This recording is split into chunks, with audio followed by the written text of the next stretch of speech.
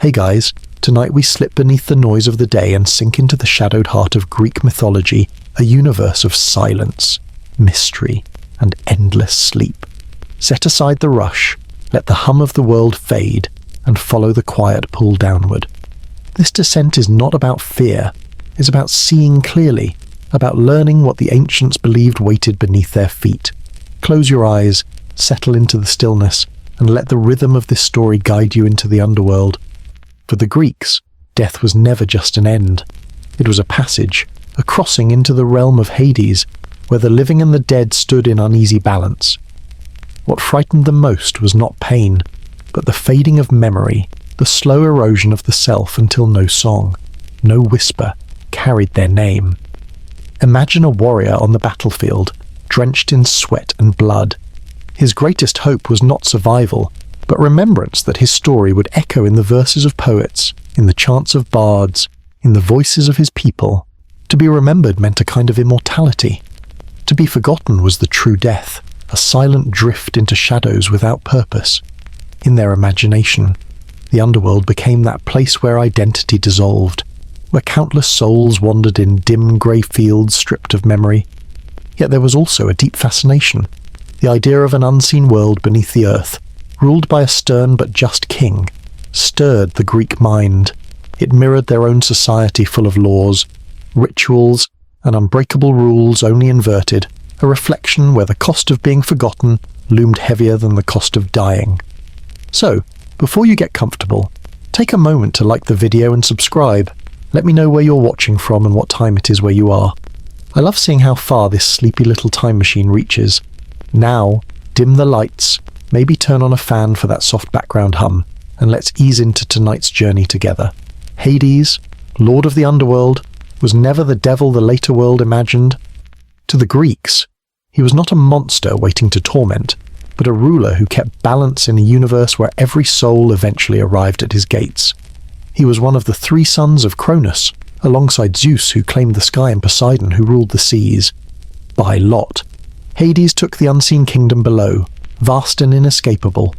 His very name meant the invisible, a reminder of the hidden forces that shape all life. People rarely spoke it aloud, choosing instead to call him the Rich One, for all the wealth of the earth gold, silver, fertile soil belonged to him. He almost never left his realm, and when he did, it was with gravity and purpose. Somber and impartial, Hades was the host of the dead, not their executioner. His presence stood for inevitability itself. No one, not hero nor god, escaped his domain. To fear him was natural, but to see him as evil was to misunderstand. He was, above all, a king who guarded the silence at the end of every story. Persephone, queen of the underworld, embodied the tension between light and shadow. She was the daughter of Demeter, goddess of the harvest, and her early days were filled with sunlight, laughter, and meadows of wildflowers. She was spring itself innocent, radiant, surrounded by nymphs as she gathered blossoms. But the earth split open, and Hades rose in his black chariot, seizing her and carrying her into his shadowed kingdom. Her cry echoed across land and sea, but only Hecate and Helios, the sun, bore witness. Demeter's grief was relentless. Abandoning her duties, she let the crops wither, the trees go bare, and the mortals starve. The world turned to famine and silence. When Zeus intervened, the law of the gods made the verdict clear.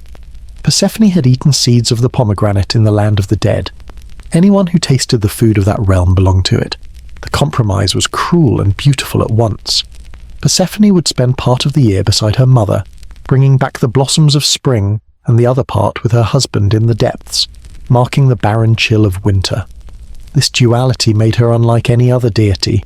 She was both maiden of renewal and queen of shadows, proof that life and death are not opposites but parts of a single cycle.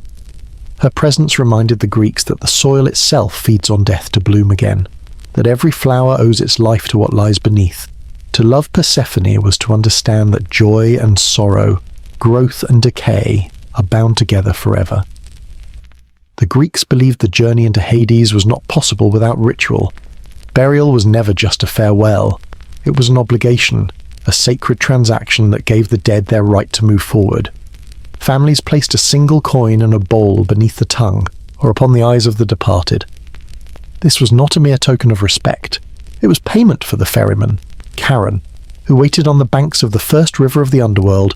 Without that coin, a soul was trapped, condemned to drift along the dark shore. It could not cross into the kingdom below. For the Greeks, this image was terrifying, endless wandering, voiceless and unseen. Not alive, yet not fully embraced by death. The ritual of burial became more than tradition. It was justice. To deny a person their abode was to doom them to a restless eternity. Even heroes were bound by this law. Patroclus, unburied, appeared to Achilles in a dream, begging for his body to be laid to rest so his spirit might enter Hades. The custom was so universal that rich and poor alike were equal in this exchange. A simple coin became the great leveller, proof that in the end, all souls must pay the same fare. The Greeks understood this with unsettling clarity. To forget the rights of the dead was to deny them peace. A funeral was not just for the living, it was the passport for the soul, and in the silence of their imagination, the clink of that coin on Charon's palm marked the first step of the endless descent. The entrances to the underworld were never imagined as a single gate, but scattered thresholds hidden across the world. To the Greeks, certain places carried a weight of dread spots where the veil between the living and the dead seemed thin. Caverns plunging into darkness, steaming springs, volcanic lakes choking the air with fumes, these were portals. One of the most infamous was Lake Avernus in Italy. Its name meant without birds, for the vapours rising from its waters were so poisonous that no creature could fly above it and survive. To the ancient mind, this deathly silence marked it as a perfect doorway to Hades. In Greece, the southern tip of Cape Tainaron held another such passage, a cave where myth claimed Heracles descended during his final labour to capture Cerberus, the Hound of Shadows. Even Ithaca, home of Odysseus, was said to hold a cave of the nymphs that touched the other side. Homer wrote of its twin entrances, one for gods, the other for mortals, symbols of boundaries few dared to cross. To the Greeks, these were not fairy tales but living geography. The landscape itself whispered reminders that death was beneath their feet. Every cavern, every misty lake was more than rock or water. It was a threshold. To step across was to abandon the sun and step into a silence from which there was no return. The world of the dead was always present, just under the surface, waiting for its chance to pull the living down.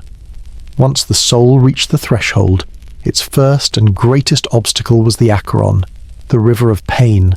The Greeks imagined its waters thick and foul, a sluggish current that carried the weight of despair. Along its banks crowded the shades of the unburied and the unpaid, stretching out hands that would never touch the far shore. The Acheron was not simply water, it was the border that separated the breathing from the dead. Here stood Charon, the ferryman, gaunt and severe, his boat creaking under the burden of souls. His eyes were said to burn with a dim, sullen fire. He did not row out of kindness, nor did he make exceptions. Only those who offered the coin placed at burial could board his vessel. Without payment, a soul was left behind, condemned to wander the shore forever. The Greeks feared this more than death itself, the thought of drifting, unseen, with no way forward. The ritual of the abole, then, became sacred. A coin was more than currency. It was justice, remembrance, proof that the living had honoured the dead. To skip the rite was to condemn the spirit to a limbo crueler than Tartarus. Homer and later poets painted the scene vividly, the crowding of ghosts, the murmur of restless shades, the silence of a boat that only moved when the fare was paid. Even heroes could not escape this law. Odysseus bargained his way across, a living man entering where no living should tread. Achilles mourned the thought of wandering forgotten in these grey fields, saying he would rather serve as a slave among the living than reign as a king among the dead. The Acheron stood as the first judgment, silent yet unbending. To cross it was to accept that there was no return. Its sound was not the rush of water, but the low chorus of lamentation. The Greeks saw in its depths a mirror of grief itself, the current of sorrow that carried every life toward the same shadowed horizon. Under the earth, the first obstacle for every soul was the Acheron, the river of pain. The poets told of its waters, dark and sluggish, a current that dragged not only bodies but the weight of sorrow itself. Along its banks gathered crowds of the dead, whispering, moaning, reaching with pale hands that could never touch the opposite shore. This river was the boundary, the dividing line between the warmth of the sun and the chill of eternal shadow. To the Greeks, its image was unforgettable, a black stream winding through mist, reeds rotting at its edges, and the sound of countless voices begging for passage. At this crossing waited Charon, the ferryman. He was imagined as an old man, unkempt, with eyes burning like embers in the gloom. He was no benevolent guide. He was bureaucracy incarnate, the clerk of death, demanding a fare from every soul that approached. One small coin and obol, placed under the tongue at burial, was the price of the crossing. Without it, the soul was doomed to wander the riverbank, trapped in endless twilight. For the Greeks, this was terror greater than death itself, to be forgotten by the living and rejected by the dead, to linger in a place of neither rest nor return. This explains why funeral rites mattered so deeply. The coin was not simply a piece of metal, it was memory, proof that the family had honoured the dead, a ticket of passage and an act of justice. A proper burial ensured the soul's right to move forward. Deny the ritual, and the consequence was cruel. The spirit would remain stranded, powerless, its laments mixing with the sound of the Acheron forever. To the living, neglecting the dead meant more than disrespect. It meant condemning them to a punishment worse than Tartarus itself. Even heroes felt the weight of this law. In Homer's tale, Patroclus appeared to Achilles, restless, pleading for his body to be buried so his soul might cross the river. Odysseus, though alive, found himself at the shore during his quest, negotiating with Charon to enter where mortals did not belong. Such stories reinforced the truth no one, not even the greatest of warriors, could bypass the rules of the Acheron. The river humbled all, god and man alike. The image of the barge is haunting. A crooked boat rocked on waters foul and thick, carrying a load of shadowy figures in silence. Charon's pole struck the riverbed, and the craft slid through the mist. Behind, the abandoned shades wailed, clawing at the shore, denied by the weight of unpaid debt. To the ancients, this scene was more than myth. It was a warning, a reminder of the cost of neglect. They believed the river flowed not only in the world beneath, but also in their own land. In Epirus, in the rugged north of Greece, there was a river of the same name, believed to be the earthly entrance to Hades. Its waters were dark, its banks steep and eerie, and the people swore it connected directly to the kingdom below. In such places, the line between geography and mythology blurred. The Acheron was not an invention but a fact of the landscape, a physical reminder that death was always near. The river also carried symbolic weight. It was the embodiment of grief itself, the sorrow of leaving life behind. To cross it was to abandon hope of return, to let go of the body, of the sun, of memory. In this sense, it was the first true judgment, not a judge with words, but a river with rules. Pay the fare, cross the current, and accept your fate. Fail to do so, and be condemned to eternal wandering. The Greeks saw in it a lesson even in death. Order and law prevailed. The Acheron was described as noisome, its waters reeking, its banks lined with reeds that whispered in the wind like voices of the lost. The cries of stranded souls mixed with the splash of Charon's oar, creating a soundscape of sorrow. It was not roaring water, but the constant murmur of lamentation. To the poets, it was the most chilling sound, imaginable grief made liquid, despair given current. For all its horror, the Acheron was inescapable. Every soul, no matter how mighty, reached its bank. Achilles himself, the greatest warrior of Greece, confessed that he would rather be a servant among the living than a king among these dead shadows. The river stripped away glory, pride, and strength. What remained was silence, obedience, and the inevitability of the crossing. This was the first step in the descent, the border no one could refuse. The Greeks pictured it vividly so they would never forget the lesson the rites of burial were sacred. Memory was power, and the laws of the underworld were absolute. The Acheron flowed as a reminder that death had its own economy, its own justice, and its own merciless order. It was the river of sorrow, but also the river of truth. ensuring that all who entered the kingdom of Hades did so under the same shadow and with the same fare. Beyond the Acheron lay another river, darker still in its meaning, the Styx, the hateful stream. Its very name carried weight in Greek imagination, for this was no ordinary river of the dead. The Styx was sacred even to the gods, a current so binding that no oath sworn upon it could ever be broken.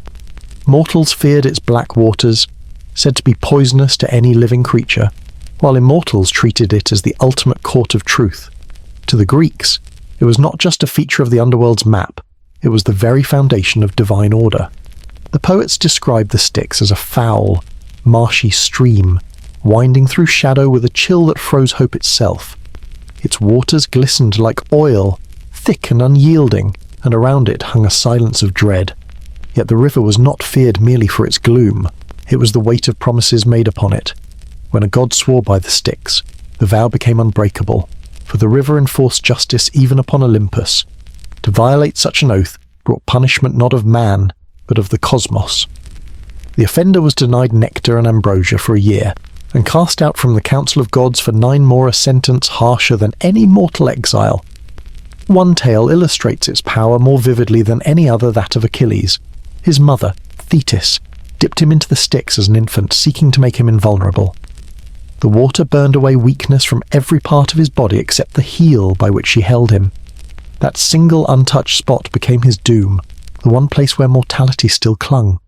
The phrase Achilles' heel would echo for centuries, a reminder of how even the strongest bear a hidden flaw. In this way, the Styx was not only a river of oaths, but also of destiny, marking lives with both power and peril. Travellers of myth did not cross the Styx as they did the Acheron. Instead, they saw it as a barrier, a frontier of hatred and loyalty. Its waters were not meant for passage, but for binding. To the Greeks, it represented the limits that even gods could not break, the line beyond which chaos would swallow order. The Styx ensured that Olympus itself obeyed a higher law, a law of inevitability. This gave mortals comfort if even Zeus and Hera were bound. Then justice, however severe, was impartial. The Styx appeared again and again in poetry and drama. Hesiod spoke of it as the greatest river, older than the gods themselves, a force born from primordial night.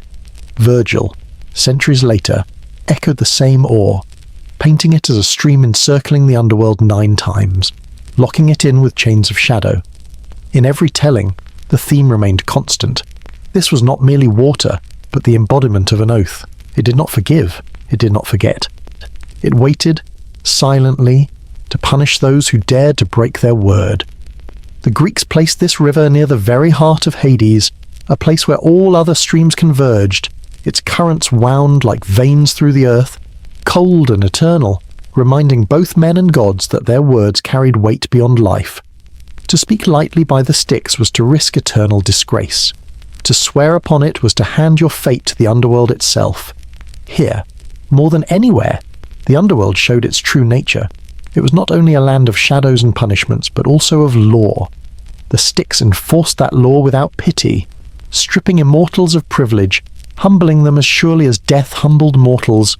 No one, however mighty, escaped its reach, and so the river of hatred became the river of truth, the reminder that the underworld was not chaos, but order carved in darkness. Deeper within the underworld, beyond the oath-bound waters of the Styx, flowed another river, the Cocytus, the river of lament. Its very name meant weeping, and the Greeks believed its current was fed not by springs but by endless tears. Where the Acheron marked the first boundary, and the Styx bound the gods themselves, the Cocytus embodied sorrow so profound it became a geography of its own. The poets described its waters as cold and colourless, drifting through barren landscapes where reeds whispered like sighs. The air along its banks was heavy with sobs, as if the grief of every soul had gathered there. Unlike the Acheron, which required payment, or the Styx, which demanded vows, the Cocytus asked nothing. It gave nothing. It simply reminded the dead of what they had lost and would never regain. To approach it was to feel the ache of absence, the weight of memory that could not be lifted. Here wandered the shades who had been left without burial or honour, their cries mingling with the mist. The Cocytus did not burn or strike, it hollowed, It was not punishment by flame or chain, but by emptiness.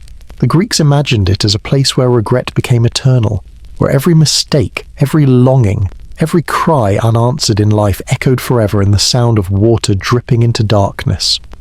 To speak of the Cocytus was to admit that the underworld was not built only on fear, but on grief. It taught that death meant more than silence. It meant the persistence of longing without relief. To the living, this river warned of neglect, of the pain that follows when rituals are forgotten and names are allowed to fade. And to the dead, it was a mirror of their own voices, calling endlessly into the shadows with no reply. Beyond the tears of the Cocytus burned the river Phlegethon, the river of fire. Unlike the cold silence of the streams before it, this current roared with flames, a torrent of molten rage twisting through the depths of the underworld. The Greeks imagined it as a searing moat, a wall of heat that circled Tartarus itself, prison of the damned and grave of the Titans. Its fire did not consume as mortal flame does. Instead, it burned without end, a torment that scorched but never destroyed, a living reminder that divine punishment was eternal. Poets painted it in stark colours, rivers of lava rushing past iron gates, sparks flying into a sky of ash, condemned souls writhing in its glow as if the air itself was aflame. To the ancients, this was not simply fantasy, but the embodiment of divine wrath. Just as the Cocytus captured sorrow, the Phlegethon embodied fury, the pure retribution of gods who could not be defied. Its flames, they said, licked at the walls of Tartarus, making escape unthinkable. Even the mightiest of the Titans, once bold enough to challenge Zeus, were held fast behind those fiery barriers. Their howls drowned in the roar of the burning river. The Greeks saw in Phlegethon the image of justice carried to its extreme. To them, fire was cleansing, purging corruption from the world. But here, the cleansing never ended. Punishment became permanence, and suffering became the architecture of the prison itself. Every ember that rose from its surface told a story of arrogance struck down, of crimes that demanded more than chains, they demanded flame. In later poetry, the river would be described as if it were alive, its flow a serpent of fire winding through the caverns of the earth. It was both guardian and executioner, a barrier designed not to be crossed but to hold back chaos. To see it in the imagination was to understand the cost of defiance, that some acts weighed so heavily against the order of gods that only endless fire could match them. Where Cocytus was despair, Phlegethon was rage. Together, they revealed the underworld as not only a resting place but a courtroom, a place of judgment expressed through the very elements. For the Greeks, the presence of this burning river proved that punishment was not arbitrary but elemental, carved into the very fabric of existence. One could not break the law of the gods without awakening the fire that ran beneath the earth. At last came the Lethe, the river of forgetting, quiet where the others raged. Its waters were not fire or poison, but stillness, flowing soft and clear through the dim meadows of the dead. To drink from it was to surrender memory. The common souls, weary and nameless, bent to its surface and let their past dissolve, every joy and every grief slipping away into silence. Forgetfulness was not punishment here but release. Without it, existence in the asphodel fields would be unbearable, haunted by longing for a world forever lost. Yet in the mysteries of philosophy, the Lethe carried another purpose. Before rebirth, the soul was said to drink and forget its former life, stepping into the next without burden. Plato wrote of this in the tale of warning that to drink too deeply meant to lose wisdom, while restraint preserved the chance of choosing well. Thus the river was both gift and danger, peace for the restless, but also the loss of all that once defined them. Where Phlegethon punished and Styx bound, Lethe simply erased. It was gentler, but in its gentleness lay the most unsettling fate oblivion. For the Greeks, there was terror in fire, but perhaps more in the thought of being unremembered, of the self vanishing like smoke over still water. To cross into Lethe was to face the final truth that memory itself is fragile, and that even in eternity, nothing of who we were is guaranteed to last. The domains of the dead stretched far and wide, a kingdom layered with meaning, where every soul found its place. The Greeks never imagined the underworld as a simple cavern or a shadowed pit. Instead, They believed in a vast moral geography, divided into regions that reflected the worth, the weight, and the failures of life. The soul's journey did not end at the rivers. Once the crossings were made, the dead walked into landscapes that embodied justice itself. The most expansive of these was the field of asphodel. It spread like a twilight plain, neither bright nor black, but grey, endless, and subdued. Here came the majority, the ordinary souls. These were men and women who had neither won eternal glory nor earned eternal punishment. They were not heroes, nor were they monsters, but the countless multitude in between. In the asphodel fields, they wandered like shadows, drained of memory, stripped of purpose. They did not scream, nor did they sing. They merely existed, a living echo of the Greeks' deepest fear that to die without honour was to become a wisp, a shade forgotten by all. Homer captured this in the Odyssey, when Achilles, the greatest of warriors, told Odysseus he would rather be a servant among the living than reign as a king among these shadows. For the Greeks, that line struck harder than any tale of torment. To lose remembrance, to dissolve into nothing, was the cruelest fate. Far below, in contrast, thundered Tartarus. This was not merely a dungeon but a cosmic abyss, a prison forged for defiance. The Titans, who had once risen against Zeus, were hurled here after their defeat, locked behind bronze gates and fire-filled moats. But Tartarus did not hold only gods. Mortal sinners of extraordinary cruelty were cast here too, each suffering punishments that were tailored to their crime, cruel in their precision. Sisyphus strained forever to push his stone up the hill, only for it to crash back down. Tantalus thirsted with water at his chin, yet whenever he bent to drink, it vanished. Ixion was bound to a flaming wheel, spinning without end. The Danaids, guilty of betrayal, carried water in leaking jars, labour without purpose.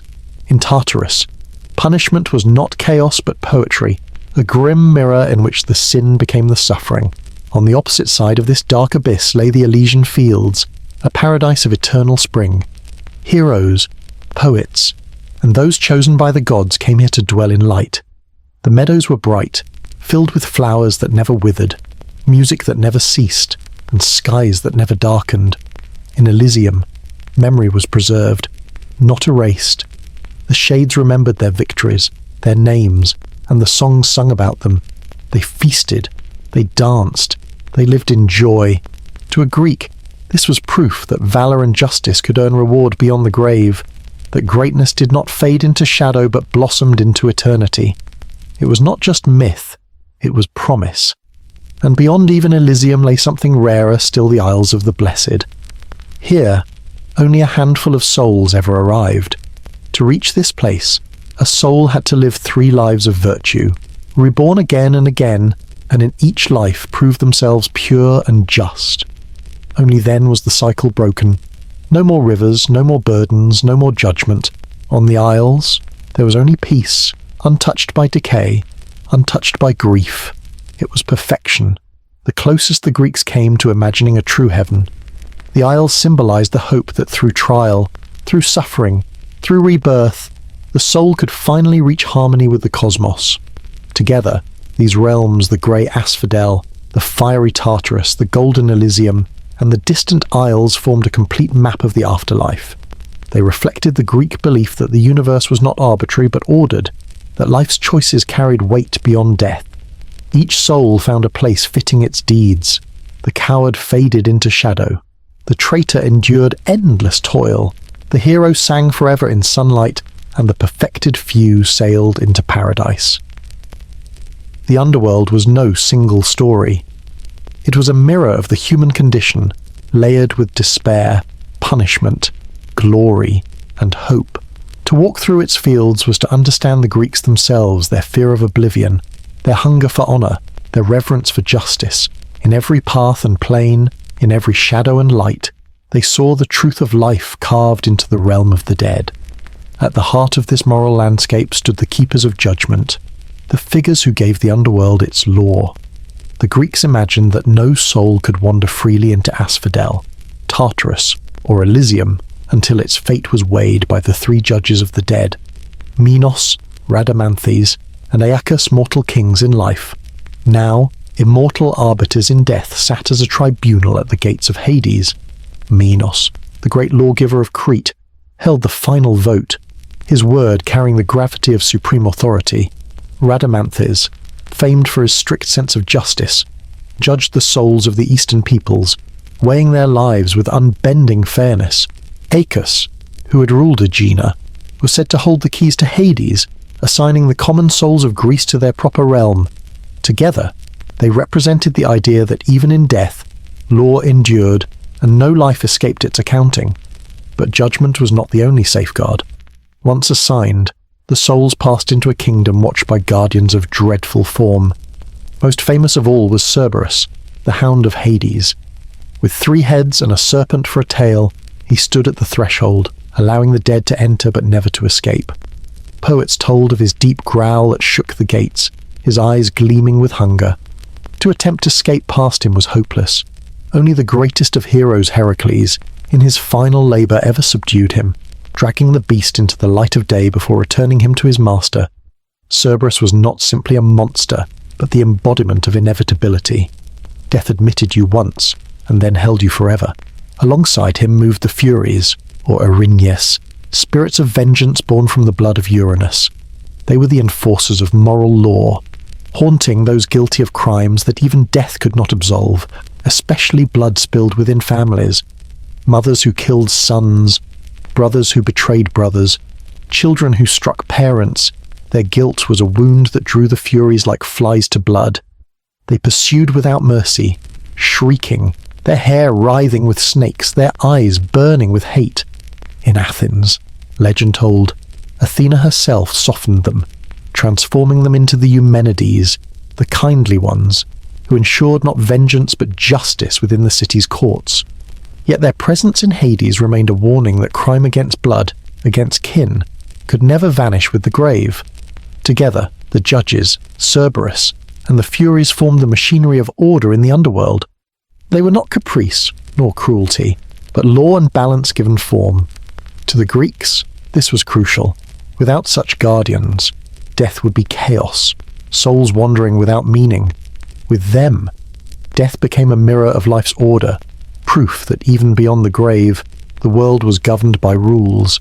The tribunal, the hound, and the avengers stood as symbols of the Greek obsession with justice. No crime was hidden, no life too small to be measured, no soul so cunning it could escape. In the kingdom of Hades, judgment was absolute, guardianship eternal, and vengeance swift. It was not terror for its own sake, but structure the assurance that in the end, the universe kept its balance. In the stories of the underworld, there is something especially haunting about a living man stepping into the land of the dead. Most mortals encountered Hades only at the moment of their last breath, carried there in silence by the rules that bound every soul, but once in a great while, myth told of those rare and daring enough or desperate enough to walk into that shadowed realm while still alive. The most famous of these was Odysseus, the wily king of Ithaca, whose journey into the afterlife became one of the central visions of the Greek imagination. Homer's Odyssey sets the stage. Odysseus, weary from years of war and years more of wandering, was told by the enchantress Circe that he could not return home without guidance. His path was tangled in the will of the gods, and only one figure could grant him the knowledge to continue the blind prophet Tiresias, long dead and dwelling in Hades. The challenge was chilling if Odysseus wanted answers. He would have to travel to the realm where living feet had no right to tread. It was not conquest or glory that pulled him downward, but the need for wisdom. In this, the Greeks revealed their view of death not merely punishment, not only a place of grief, but also a source of knowledge hidden from the living world. Odysseus's descent began with ritual. Guided by Circe's instructions, he sailed to the edges of the earth, to the mist-shrouded lands where day itself seemed faint and the horizon bent toward shadow. There he dug a trench, poured libations of honey and milk, of wine and water, and sprinkled barley as an offering to the dead. Then, with a trembling hand, he slit the throats of black sheep, letting their blood pool dark and steaming into the earth. This gruesome sacrifice was not cruelty but currency. In the underworld, even knowledge had its price, and it was the blood of the living that drew the spirits of the dead to speak. The scene Homer paints is eerie and unforgettable. From the darkness they came countless shades swarming toward the smell of blood, whispering, pressing, clawing for a taste of life. Odysseus stood among them, sword drawn, keeping the others at bay until Tiresias approached. It was not silence that greeted him, but a crowd of restless souls, eager for memory, eager for voice. This detail mattered deeply to the Greeks. To them, the dead were not at peace, nor were they entirely gone. They lingered with hunger, hunger for remembrance, hunger for offerings, hunger for acknowledgement by those who still breathed under the sun. When Tiresias finally drank, his shade stiffened with power, and his voice rose from the silence.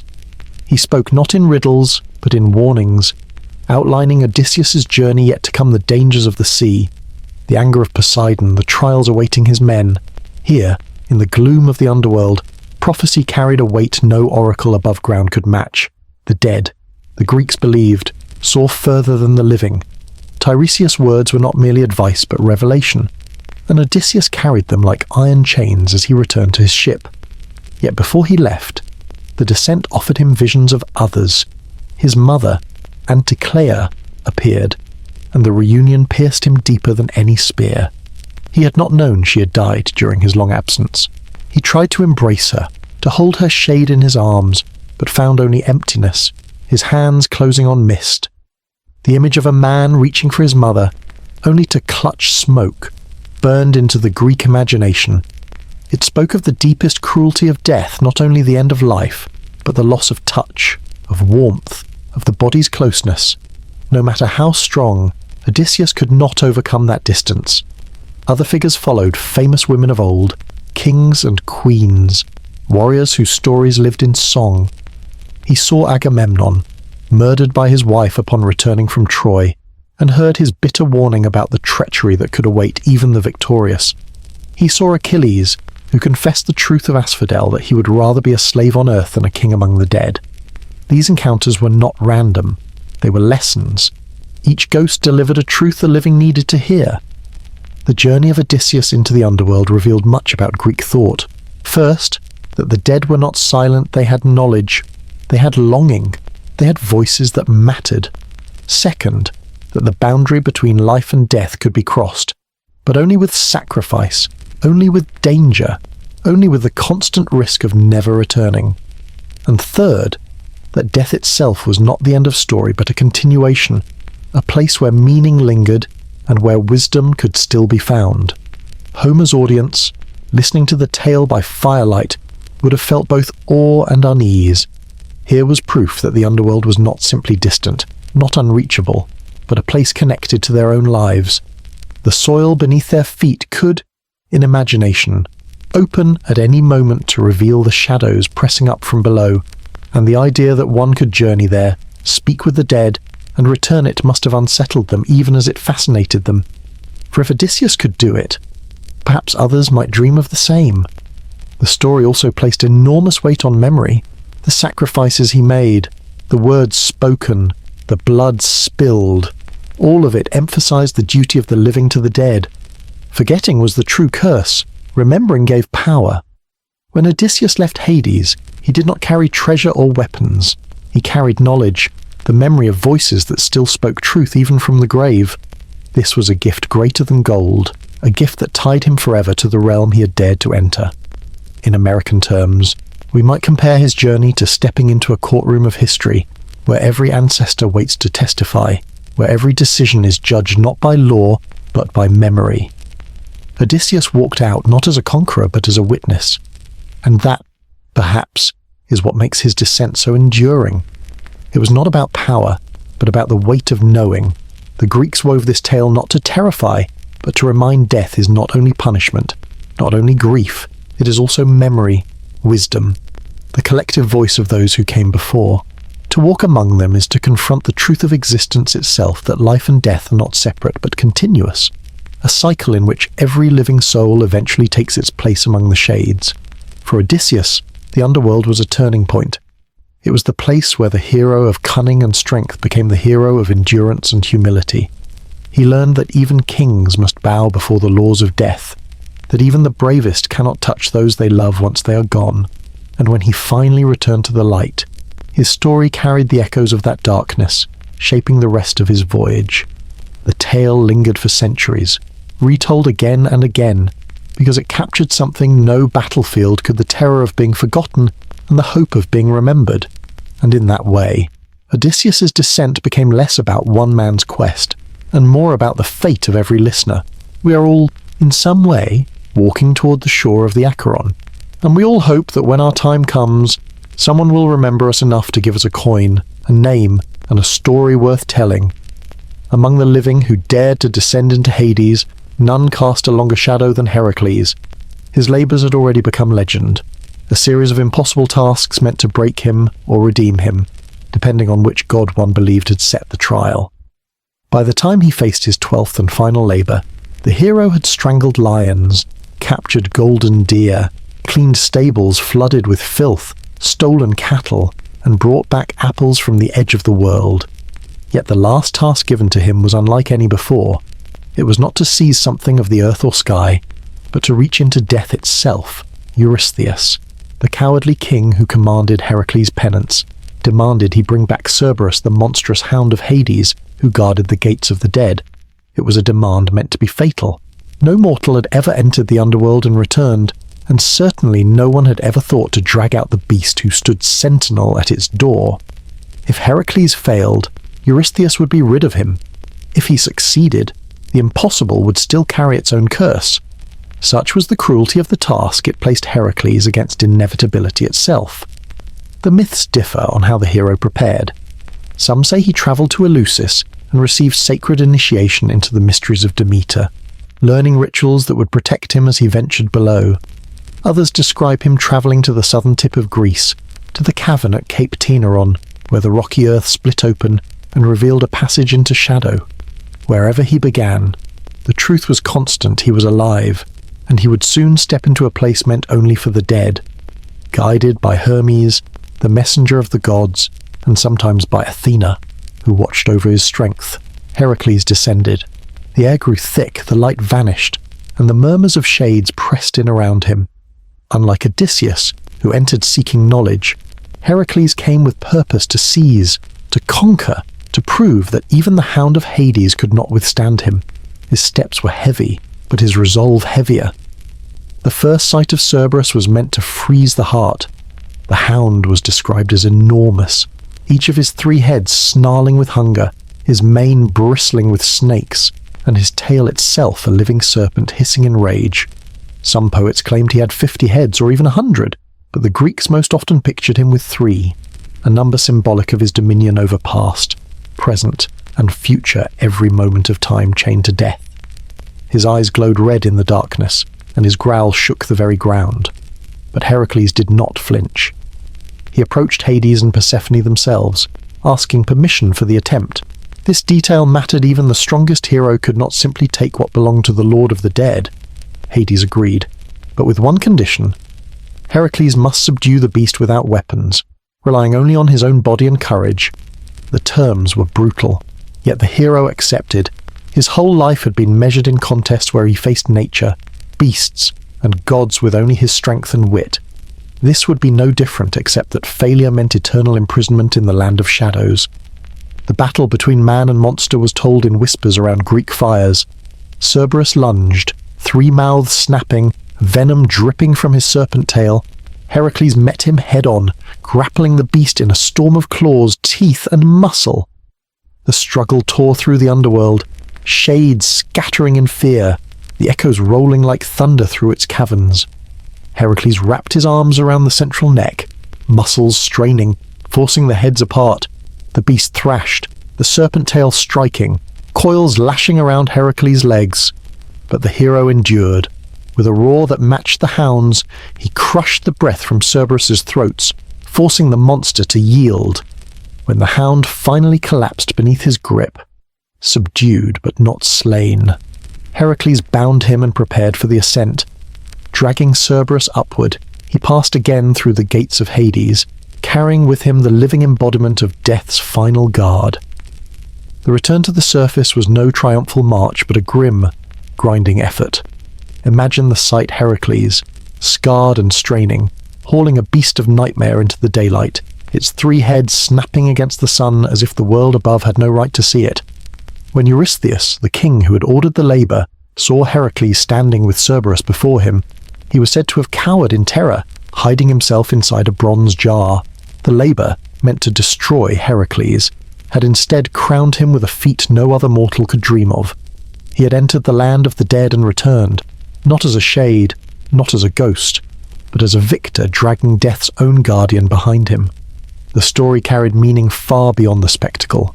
To the Greeks, Heracles' capture of Cerberus symbolized the triumph of courage over inevitability, of strength over the terror of death. Yet it was not victory without humility. He had not killed the beast, nor could he keep it. In the end, Cerberus was returned to Hades, restored to his place at the gate. Heracles proved his might, but he did not rewrite the laws of the cosmos. Death remained unbroken. What he accomplished was not the destruction of mortality, but the demonstration that even the most terrifying forces could be faced and endured. The myth also revealed the balance the Greeks saw in their universe. Heracles sought permission, fought within the rules given by Hades, and respected the order of the underworld. His strength was unmatched, but it was framed by law. Without Hades' consent, without the condition of combat, without weapons, the story would lose its moral weight.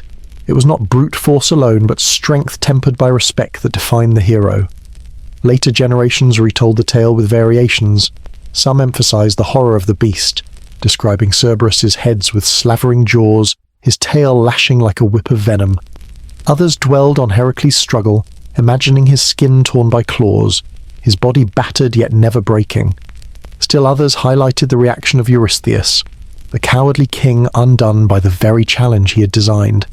Each version served the same purpose to remind listeners that courage, properly channeled, could stare down even death itself. In American terms, one might compare it to standing before the gates of fear itself, where all the world says you cannot pass, and proving through sheer resolve that you can endure. Heracles' descent was not about denial of death, but about the refusal to let fear dictate the limits of action. He became, in that moment, more than a hero. He became a symbol that even mortality could be wrestled with, if only for a moment, if only to show that courage was stronger than despair. The Greeks, who lived with constant reminders of mortality, war, plague, the fragility of crops, the uncertainty of storms, found hope in such a vision. Heracles did not abolish death, he did not break the underworld, but he showed that even the most terrifying barriers could be faced with courage, and that honor could be won not only in victory, but in the act of struggle itself. To tell his story was to remind every listener that death was real, yes, but so too was the strength to face it without bowing in terror. And so the 12th labour became the crown of Heracles' legend. He had conquered beasts of the earth and trials of the flesh, but here he grappled with death's own guardian and returned alive. It was a story that carried comfort, inspiration, and awe, told again and again until the very image of Heracles dragging Cerberus into the daylight became one of the defining visions of Greek mythology. If Odysseus entered the underworld for wisdom, and Heracles for glory, then Orpheus descended for love. His story is softer, sadder, and perhaps the most human of all the Catabasis myths. For in Orpheus, the Greeks saw not just a hero with strength or cunning, but a man undone by grief, willing to face death itself for the chance to hold his beloved once more. Orpheus was no warrior. He carried no sword, no shield. His weapon was the lyre, and his power was song. As son of the muse Calliope, his music had the gift to charm men, animals, even the stones of the earth. But that gift was tested in its most desperate form when he lost his wife, Eurydice. She'd been taken from him suddenly, bitten by a snake as she wandered through the fields. One moment she was laughing in the sunlight, the next she was gone, her breath slipping into silence. Orpheus could not accept it. Unlike others who mourned, he chose to follow her into the shadows, to descend into Hades and demand her return. His journey began not with a clash of arms, but with song. As he walked downward into darkness, his music went before him. Where Odysseus poured blood to summon voices, and Heracles wrestled with monsters, Orpheus strummed his lyre and sang verses of grief so deep they shook the foundations of the underworld. His voice softened the gloom, made the rivers pause, and even coaxed the restless shades into stillness. The dead, hungry for memory, for sound, gathered to hear him, and for a moment their lament turned to listening. Even the great barriers yielded. When Cerberus lunged with 3 snapping jaws, Orpheus played, and the beast lay down, lulled into calm. When the Furies approached, shrieking with hatred, his melody quieted them, their whips slackening in their hands. The Cocytus itself was said to still, its tears frozen by the beauty of his notes. The Greeks who told this story believed in the impossible power of art, that music could do what strength could not, that beauty could soothe the very laws of death. At last he came before Hades and Persephone, the rulers of the realm. The god of the dead was not easily moved, stern, cold, unyielding. He had watched countless souls pass into silence. But when Orpheus sang, even Hades bowed his head. He sang of love lost, of mornings without laughter, of a bed cold and empty, of the cruel theft of joy by fate's indifference. He sang of Eurydice's smile, her hands, her voice, the memory of her presence now gone. Persephone, who herself knew what it meant to be torn from the world above, wept. Hades, though unmoved by tears, granted a concession. Eurydice could return, but on one condition. Orpheus must lead her back to the surface without once looking behind him. Only when they both stood again under the sun would she be fully restored. It was a cruel bargain, precise in its cruelty. It demanded faith, patience, and restraint, the very qualities most difficult in the presence of longing. But Orpheus accepted. With his heart pounding, he turned and began the climb, his music silenced, his mind fixed only on the promise of reunion. The ascent was agony. He could hear her footsteps faintly behind him, could feel her presence like a breath on his neck, yet he could not look. Every step pressed the weight of doubt upon him. Was she truly there? Was it a trick? Would Hades deceive him? Leaving him to climb alone, the silence clawed at him. Each moment stretched longer than the last, until his resolve began to crack. Near the surface, where the first glimmer of light shone down, his faith failed. He turned. Just a glance, just a desperate need to see her face again. And in that instant she faded, drawn back into the shadows with outstretched hands, her eyes filled with sorrow, her voice silent once more. Orpheus reached, cried out, but touched only air. The bargain was broken. Eurydice was lost forever. The Greeks saw in this story a truth deeper than any heroic triumph. Love may move mountains, may charm gods, but it is fragile, vulnerable to the smallest weakness. Orpheus's journey was not about strength or conquest, but about the frailty of the human heart. Who among us, walking in darkness with the one we love just behind, would not turn to be sure in that flaw lay his humanity, and in that flaw lay the tragedy? Orpheus returned to the world above, but he was hollow. His music, once filled with joy, turned to sorrow so heavy that even the trees wept to hear it. He wandered alone, singing laments that made the rivers pause and the animals gather in mourning. In some tellings, he shunned the company of women altogether, living only in grief until he was torn apart by the Maenads, followers of Dionysus, his body scattered and his head still singing as it floated down the river Hebrus. In others, he simply faded into legend, his lyre placed among the stars as a constellation, his song eternal. What mattered most was not the ending, but the lesson. Orpheus proved that love could pierce even death, but he also showed how fragile that victory was. The Greeks used his story as both inspiration and warning. It celebrated the power of art, of beauty, of devotion. It also mourned the limits of human will. In Orpheus, they saw themselves capable of greatness, undone by doubt, yearning for what cannot be regained. For centuries the story was retold, in poetry, in song, in drama. Each generation found in it something of their own grief. Parents mourning children, lovers separated by war, friends torn apart by distance, all could see themselves in Orpheus turning back, in Eurydice fading once more. The underworld was not just myth but a mirror, and his journey was not just a legend but a reflection of loss that every human eventually faces. This myth carried into the modern world as well. Artists, composers, and poets from Rome to Paris to New York drew on it. writing operas, symphonies, plays, and novels that ask the same question: can love survive death? Or is it always at the mercy of time? Orpheus answered both yes and no. Yes, love is powerful enough to move gods. No, it cannot escape the fragility of the human heart.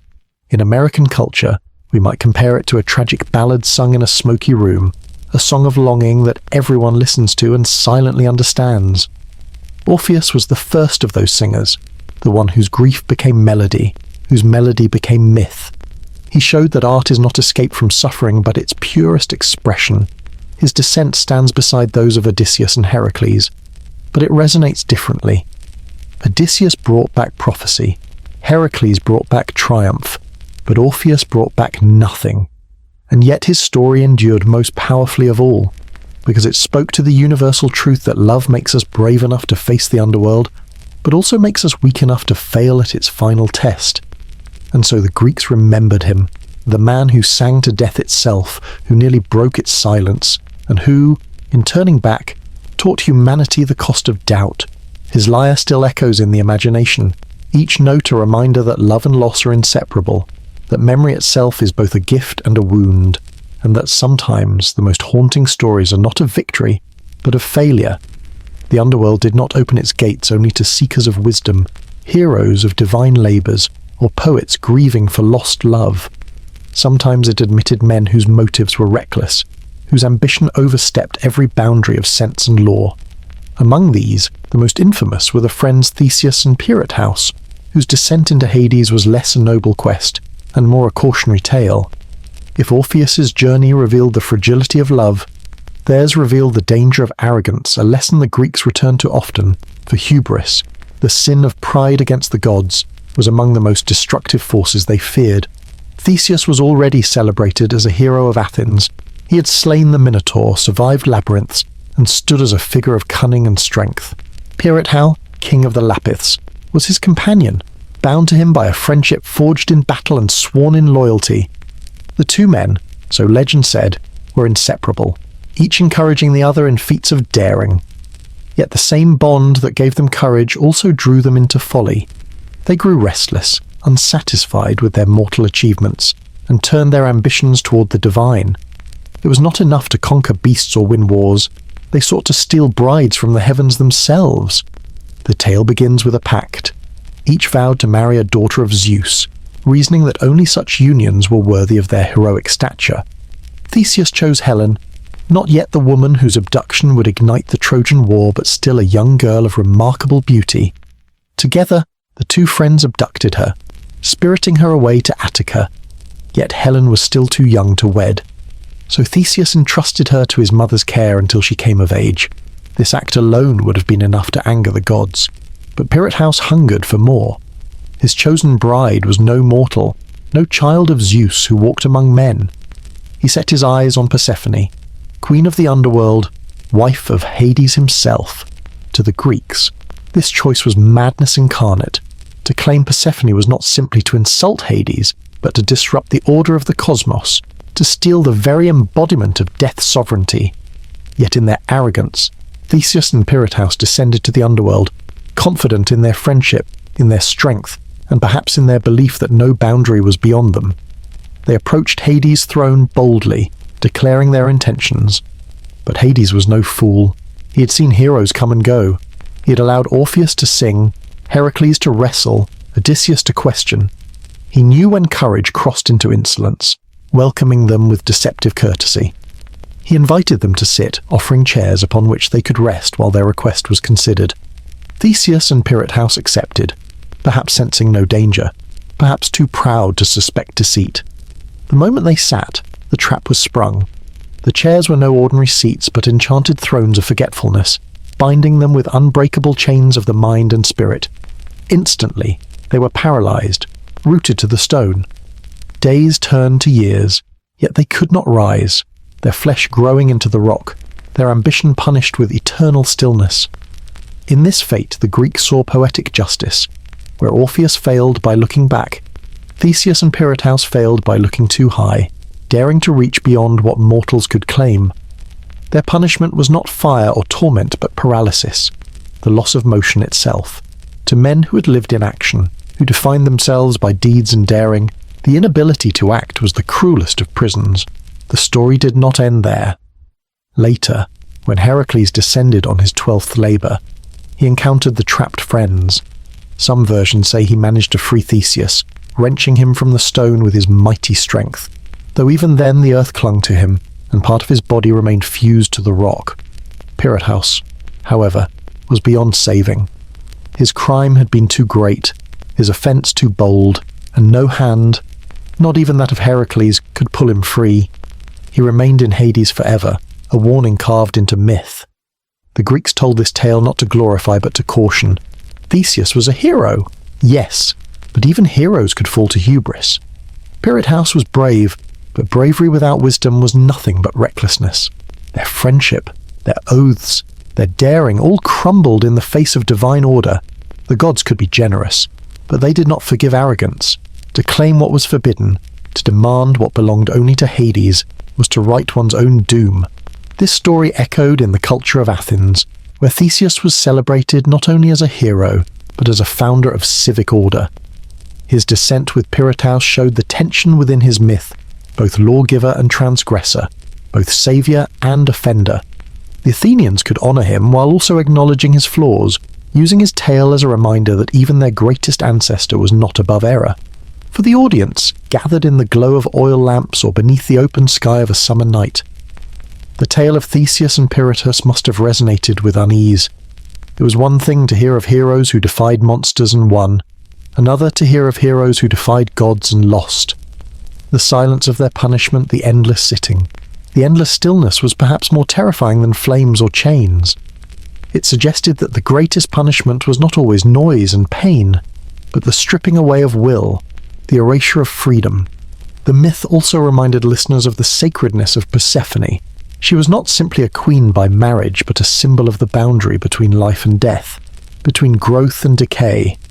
To attempt to steal her was to deny the cycle itself, to demand endless spring without winter, life without death. The Greeks knew such things were impossible, and those who tried were punished. In American terms, it is the story of ambition unchecked, of men who mistake confidence for entitlement, who walk into rooms where they do not belong, and expect the world to yield. Their downfall is not surprising but inevitable, and in the telling, we are reminded that limits exist, that respect for boundaries is not weakness, but wisdom. The tale of Theseus and Pirithous stands alongside those of Odysseus, Heracles, and Orpheus, but with a darker moral. Odysseus returned with prophecy, Heracles with triumph, Orpheus with tragedy, but Theseus and Pirithous returned only as warnings.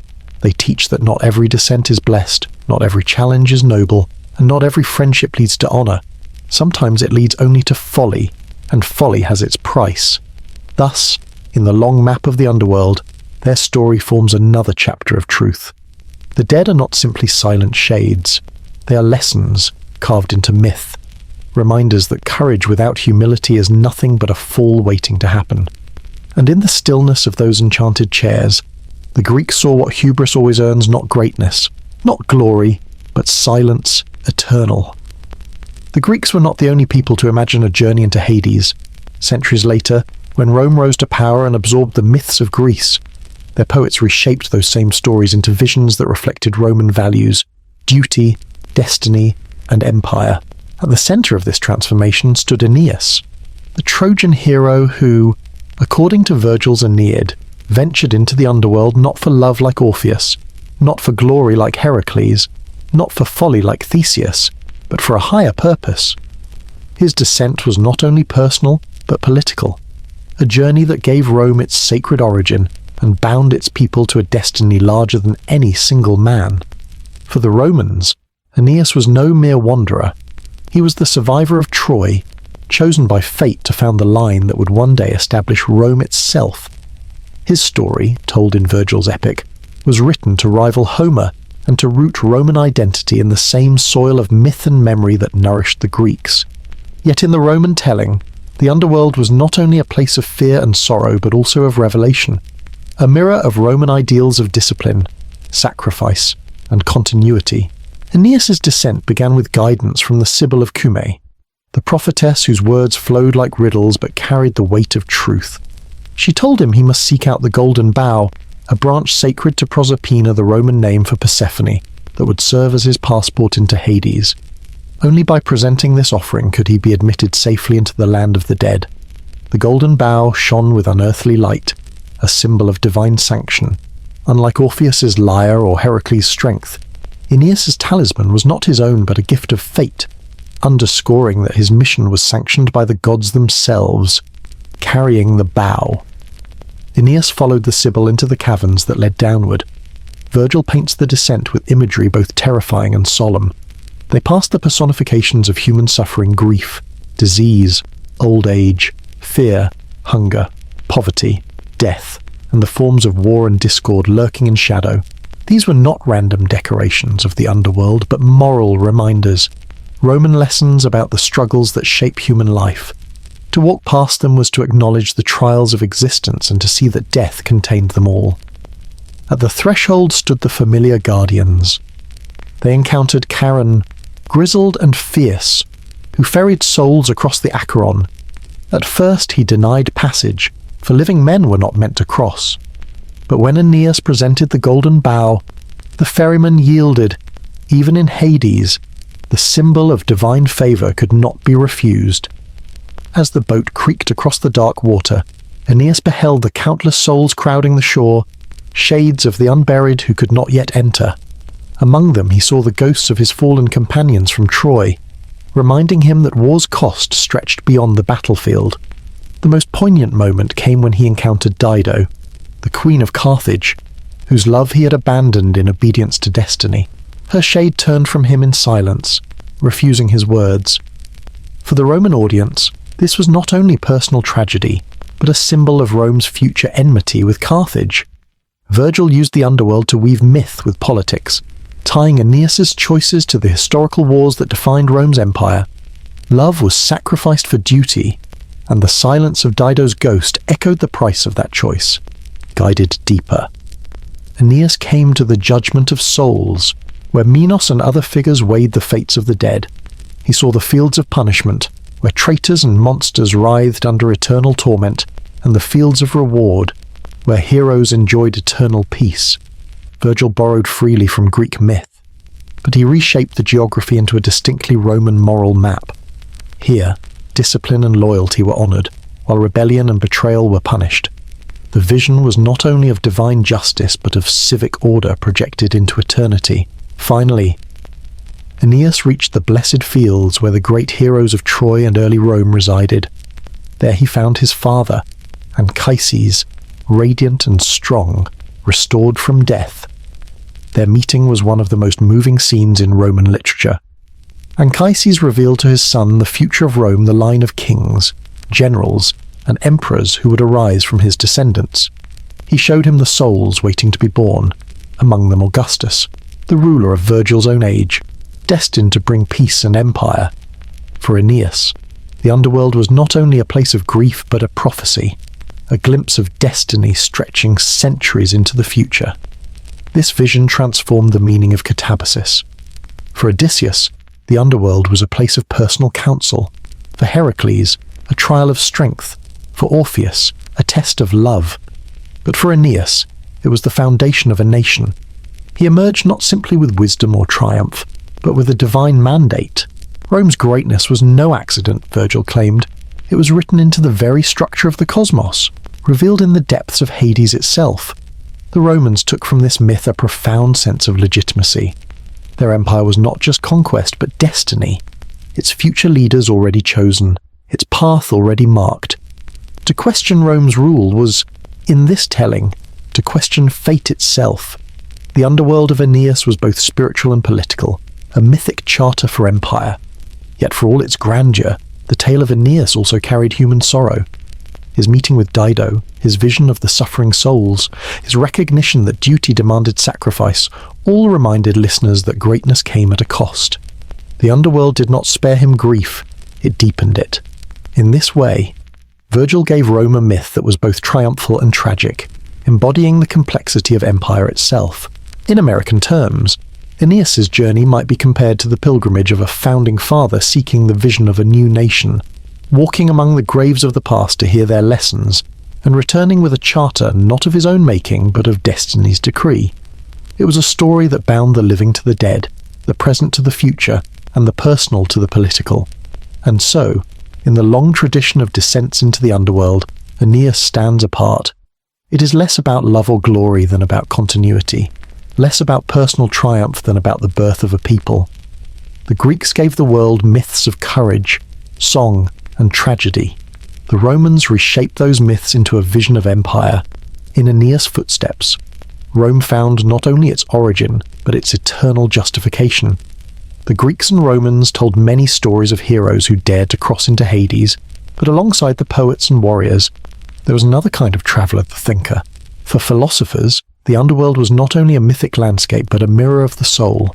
They did not descend with swords or golden bows, nor did they charm with song. Instead, they imagined the journey inward, through reflection and reason. Using myth as a language to ask the greatest questions: what is the soul? Does it survive death? And what meaning lies in the shadows beyond life? Plato, in particular, wove the underworld into philosophy with unmatched force. In his dialogues, death is not silence but a passage to truth. The myth of told at the end of the Republic, is one of the most striking examples. A soldier slain in battle returned to life after 12 days on his funeral pyre. He spoke of what he had seen beyond the souls judged, the just ascending to reward, the unjust sent downward to punishment. After 1,000 years, the souls gathered again to choose their next lives. Some chose the lives of kings, others of beasts, some careless, others wise. But before they could return, they drank from the river Lethe, the river of forgetting, so that memory would not burden their rebirth. Plato's tale was not just a story, it was a framework for ethics. It warned that our choices shape not only this life but the next, that justice is not a temporary law but an eternal one. It also offered the unsettling idea that forgetfulness was built into existence, that each life begins in ignorance, and only through philosophy can the soul remember the truth it once knew. In this way, the underworld was not punishment but lesson, a cosmic classroom where souls learned by trial, error, and remembrance. Other thinkers expanded this vision. Pythagoras, with his belief in the transmigration of souls, saw the underworld as a stopping place in the cycle of reincarnation. Life and death were linked in an endless chain, the soul passing through bodies like a traveller through houses. Each descent into Hades was not an end but a pause before another beginning. For his followers, the underworld carried both fear and hope. Fear of punishment for misdeeds, hope of progress toward purity. Mystery cults, like those of Orphism and the Eleusinian mysteries, deepened these philosophical visions with ritual. Orphics carried small gold tablets, buried with the dead, inscribed with instructions for the journey below. These tablets told the soul which rivers to avoid, which to drink from, and which paths to follow to reach blessed fields rather than sorrowful ones. I am a child of earth and of starry heaven, one inscription read, but my race is of heaven alone. For believers, the underworld was no longer a place of chance but a journey mapped in advance, a sacred pilgrimage where knowledge could protect against despair. The Eleusinian mysteries, held near Athens, promised initiates a glimpse of immortality, centered on the myth of Demeter and Persephone. The rituals reenacted the goddess's grief and reunion with her daughter, through secret rites still mysterious to us. Since initiates swore silence, the participants were said to gain confidence that death was not the end, that the soul could find renewal just as Persephone returned each spring. In this sense, the underworld became less a prison and more a passage, a necessary part of the cycle of life and growth. These philosophical and religious journeys reshaped the underworld from a grim geography into a moral and mystical one, where Homer's shades wandered aimlessly, Plato's souls chose their destinies, where Hesiod's Tartarus punished endlessly, Orphism offered instruction and escape. The land of the dead was still terrifying, but it also became hopeful, a place where justice, learning, and even salvation could be found. The Romans absorbed these ideas too. Cicero, influenced by Plato, spoke of the soul as immortal, awaiting judgment after death. Virgil's Aeneid though written as poetry, bore philosophical weight, showing Anchises teaching Aeneas about reincarnation and the cycles of souls waiting for rebirth. The underworld here was not mere myth, but a vision of destiny and moral order, one that tied Rome's empire to eternity itself. For the Greeks and Romans alike, these visions served a purpose beyond theology. They were answers to fear. Death haunted every life, sudden and inescapable. War, plague, famine all made the end familiar. The underworld myths, reshaped by philosophy, gave structure to the unknown. They said your life matters, your choices matter, your soul endures. Even if memory is lost in Lethe, even if punishment awaits in Tartarus, there is meaning in how you live. To a modern listener, this blend of myth and philosophy feels deeply human. It is not about certainty, but about hope. Plato did not claim his tale as history, but as a useful myth, a noble lie to guide souls toward justice. The Orphics did not know if their gold tablets truly opened paths, but they believed, and belief itself gave strength. The Eleusinian mysteries did not prove immortality, but they promised comfort. The kind of comfort every culture seeks against the terror of the grave.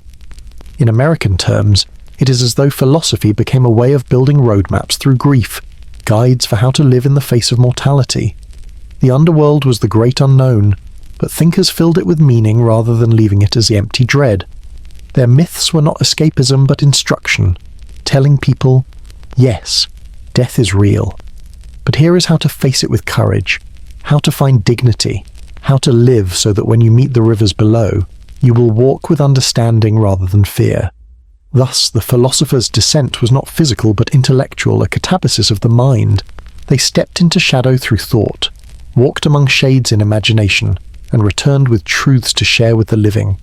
Their journeys remind us that the underworld is not only a mythic place, but also a metaphor, an image of the unknown, the unseen, the depths of human experience.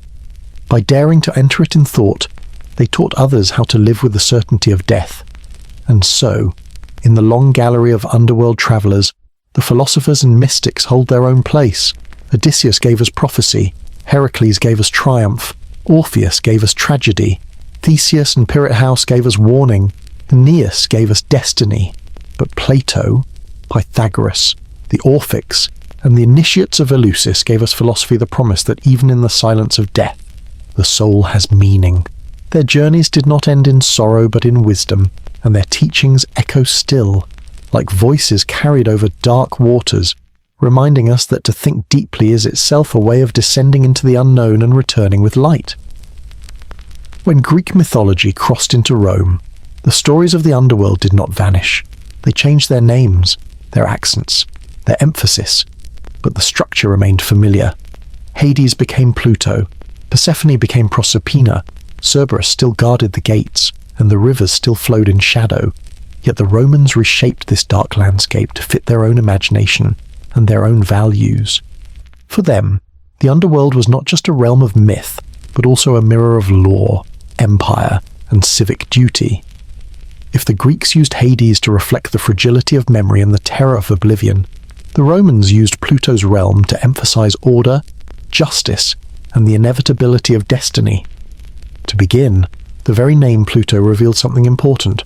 Derived from Plotin, meaning the wealthy one, it emphasized not invisibility, as the Greek Hades did, but abundance.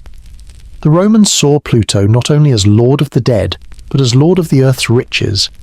The metals hidden underground, the fertile soil, the prosperity that came from beneath. In their eyes, the ruler of the dead was not only a grim custodian, but a figure of economic and agricultural power. This shift mattered. Rome was an empire built on conquest and wealth, and even their mythology reflected that emphasis. To honor Pluto was not simply to acknowledge mortality, but to recognize the resources buried in the land that sustained empire itself. The Roman vision of Proserpina also shifted. While the Greeks remembered her as a tragic maiden, stolen into shadow, the Romans elevated her into a queen with more visible ritual presence. Festivals in her honor linked to the cycles of planting and harvest reminded Romans that her descent and return marked the pattern of agricultural life. To them, Proserpina symbolized not just loss and return, but the empire's dependence on seasonal renewal. in a city where bread and grain fed multitudes. Her myth became an allegory for survival itself. Cerberus, too, remained. Roman poets like Virgil and Ovid described the monstrous hound with awe and dread. In Virgil's Aeneid, Aeneas confronted Cerberus during his descent, the Sibyl of Cumae distracting the beast with honeyed cakes so the hero could pass. This detail-clever trick, rather than violent struggle, emphasized Roman practicality.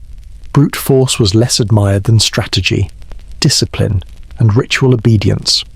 Where Heracles subdued Cerberus with raw strength, Aeneas passed with cunning and the aid of divine ritual. In this contrast, we see how Rome adapted Greek myth to suit Roman ideals. The rivers of the underworld flowed into Roman culture as well. The Styx retained its role as the river of oaths, binding even the gods. The Lethe became central in Virgil's underworld, where souls drank forgetfulness before rebirth, symbolizing Rome's cycle of history and destiny. The Cocytus, Acheron, and Phlegethon appeared, but less as terrifying realities and more as poetic landscapes, markers of Rome's adoption of Greek cosmology. Roman poets were less interested in the horror of these rivers than in their symbolic resonance.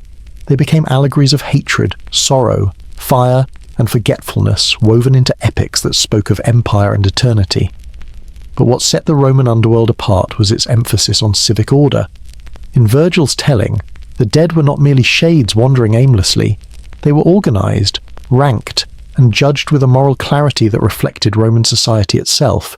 There were punishments for traitors, rewards for heroes, and visions of future leaders yet unborn. In the Elysian fields, Anchises showed Aeneas the souls waiting to enter the world, a procession of Roman greatness culminating in Augustus, the emperor of Virgil's own time. The underworld became a stage for Roman destiny, a place where the greatness of the empire was not only foretold but sanctified. This was a profound departure from the Greek imagination. In Homer, the dead were pitiable, their existence a pale echo of life. Even Achilles, the greatest hero, lamented his fate. But in Virgil, the dead had purpose. They taught, they revealed, they validated Rome's future. The Roman underworld was not only a realm of shadows but a charter of legitimacy. It declared that Rome's empire was not accidental, but woven into the fabric of the cosmos. The very souls of the dead testified to its inevitability. Roman religion reflected this integration. Funerary practices emphasized memory and continuity, with elaborate tombs and inscriptions designed to preserve names for centuries. The fear of being forgotten, so central to Greek anxiety, was countered by Rome's obsession with legacy. To inscribe one's deeds in stone, to be remembered by descendants, was to defy Lethe itself. The underworld was not only a place where memory could fade, but also a place where memory, preserved through ritual and inscription, could resist oblivion. The cult of Pluto and Proserpina also tied into Rome's agricultural festivals, like the Cerealia, which celebrated grain and harvest. Through them, the myth of descent and return was woven into the very rhythm of civic life. Death was not only a private sorrow, but a public cycle, mirrored in the empire's wealth and survival. Roman art, too, captured the underworld.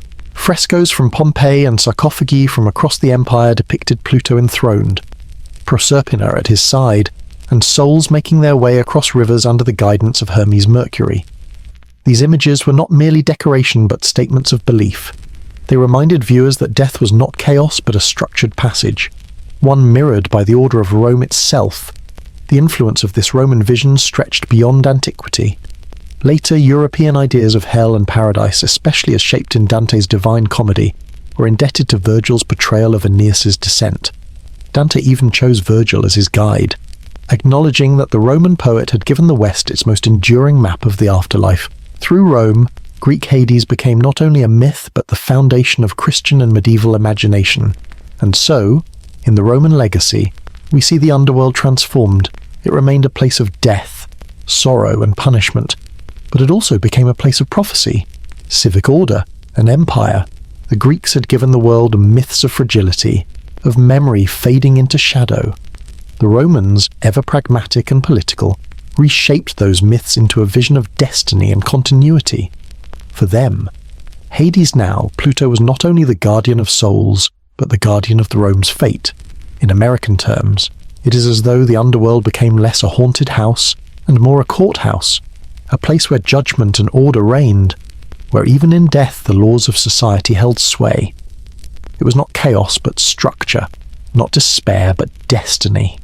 Thus the Roman legacy of Hades was one of transformation from myth into ideology, from private grief into public charter. Through Pluto and Proserpina, through Virgil's verses and Roman rituals, the underworld was woven into the heart of empire, and in that weaving, it ceased to be merely Greek. It became Roman disciplined, ordered, inevitable, eternal. When the Roman Empire embraced Christianity, the old gods of Olympus and the shadowed halls of Pluto faded from worship, yet the imagination of the underworld did not vanish. Instead, it was transformed. The myths of Hades and the geography of Virgil's Aeneid merged with Christian visions of judgment, heaven, and hell. What had once been Pluto's structured realm of shades and rivers became the Christian afterlife, divided between eternal torment and eternal salvation. And centuries later, Dante Alighieri, writing in the early 14th century, would take this blended inheritance and create one of the most influential depictions of the underworld in Western history, the Divine Comedy. With its terrifying opening section, the Inferno, Christianity brought new emphasis to the afterlife. For the Greeks, the underworld was unavoidable. Every soul went there, whether to Asphodel, Tartarus, or the Elysian Fields. For the Romans, it was tied to civic order and destiny. But for Christians, the afterlife became a matter of eternal division. Souls were sorted not only by deeds but by faith. Heaven offered eternal communion with God, while hell became a place of unimaginable punishment. The mythic geography of Hades provided raw material, but the theology of sin and salvation reshaped its meaning. Early Christian thinkers like Augustine drew on imagery that sounded strikingly familiar. The fire of Phlegethon became the fire of hell. The judgment of Minos and Aeacus echoed in the Last Judgment, with Christ as supreme judge. The forgetfulness of Lethe was transformed into the opposite in heaven. Memory was perfected, while in hell, the memory of sin tormented eternally. In this way, the classical underworld did not disappear but became a foundation upon which Christian teaching was built. No figure embodied this transformation more powerfully than Dante. In the Divine Comedy, he journeyed through hell, purgatory, and paradise, guided first by Virgil, the Roman poet himself, chosen as the symbol of human reason. This choice was no accident. Dante acknowledged that the Christian vision of the afterlife owed its shape to Virgil's Aeneas. Where Aeneas descended with the golden bow, Dante descended with poetry, retracing the steps of ancient heroes while reframing them for a Christian world. Dante's Inferno presented hell as a vast pit descending into the earth, divided into 9 concentric circles. Each circle punished a different kind of sin, from lust and gluttony at the upper levels to treachery and betrayal at the lowest. Here, Greek myth blended with Christian theology. Minos, the judge of the dead in Greek myth, reappeared as the infernal judge, wrapping his tail around himself to indicate the circle to which each soul would be condemned. The river Styx flowed again, now as the swamp of the wrathful. The city of Dis, with its iron walls, echoed the bronze gates of Tartarus. Even classical figures Achilles, Helen, Ulysses appeared among the damned, their stories repurposed to illustrate Christian lessons. But Dante's hell was not only myth, it was theology dramatized. Each punishment matched the sin by what he called contrapasso, a law of poetic justice much like the punishments of Sisyphus or Tantalus. The lustful were swept forever by storms, as they had been swept by passion in life. The gluttonous wallowed in filth, reflecting their excess. The traitors were frozen in ice, the coldness of their betrayal mirrored in their eternal prison. In this way, Dante combined the moral imagination of the Greeks with the Christian sense of sin, creating a vision at once terrifying and rational. The figure of Satan himself stood at the bottom of this pit, frozen in ice, his wings flapping uselessly, his 3 mouths gnawing on the greatest traitors Judas, Brutus, and Cassius. This image borrowed from the 3-headed Cerberus and the 3 Furies, but transformed it into a single monstrous being, a parody of the Holy Trinity. Where the Greeks had seen a many-headed guardian of the dead, Dante saw the Prince of Rebellion, chained by his own pride. What made Dante's vision so powerful was not only its vivid imagery but its structure. Like Virgil, he insisted that the underworld was ordered, that each soul's fate followed rules of divine justice. But unlike the Greeks, who often left the afterlife bleak or uncertain, Dante filled it with moral purpose. Hell was not simply where the dead went, it was where the meaning of their lives was revealed in full. This Christian transformation reshaped Western imagination. The underworld was no longer a shadowy kingdom ruled by Pluto, but a battlefield of morality, a place where every sin was catalogued and every soul judged eternally. Pain was not random but precise. Suffering was not temporary but everlasting. The fires of hell became a dominant image in art, sermons, and culture, far outlasting the rivers of Hades in popular fear. Yet Dante did not entirely abandon the past. By choosing Virgil as his guide, he acknowledged the bridge between pagan and Christian. The Roman poet, though a pagan, represented human reason, capable of guiding the soul part of the way, though not to salvation itself. This layering of traditions, Greek geography, Roman order, Christian theology created a vision that was at once ancient and medieval, mythic and theological. For listeners in Dante's Florence, his Inferno was more than story. It was both entertainment and moral instruction, a map of eternity that warned against sin and promised the justice of God. But for us today, it is also a reminder of how deeply the Greek underworld survived, reshaped but never erased. Styx, Minos, Cerberus, and countless others walked out of Hades and into Christian hell, carrying their mythic weight into a new age. In American terms, Dante's Inferno feels like the ultimate courtroom drama crossed with a horror epic. Every case is tried, every sentence handed down, every punishment tailored exactly to the crime. And Virgil, the old Roman poet, sits at council, reminding us that reason and tradition still guide us, even as faith takes us beyond reason's reach. Thus, the Christian transformation of the underworld was not a clean break, but a great rewriting. The rivers still flowed, the judges still judged, the punishments still matched the crimes, but the ruler was no longer Pluto, it was the justice of God, and Dante, drawing on the inheritance of Greece and Rome, turned that vision into poetry so vivid that it still shapes how we picture hell today. From Greece to Rome and through the Christian imagination, the underworld has never stopped haunting the human mind. Myths of Hades, Pluto, and the shadowed rivers spread outward like ripples, shaping centuries of storytelling, painting, theatre, and later even cinema and digital games. If Dante's Inferno crystallized the Christian afterlife for the Middle Ages, then the Renaissance, the Enlightenment, and the modern world ensured that the underworld would never remain silent. It would always be reborn in new forms, retold to match the anxieties and fascinations of every age. In literature, the underworld remained a stage where human fears and hopes could be dramatized. Renaissance poets such as Edmund Spenser in The Faerie Queene borrowed imagery of shadowed valleys and monstrous guardians straight from Virgil and Dante. John Milton, in Paradise Lost, described hell as a vast burning realm, filled with demons plotting their rebellion.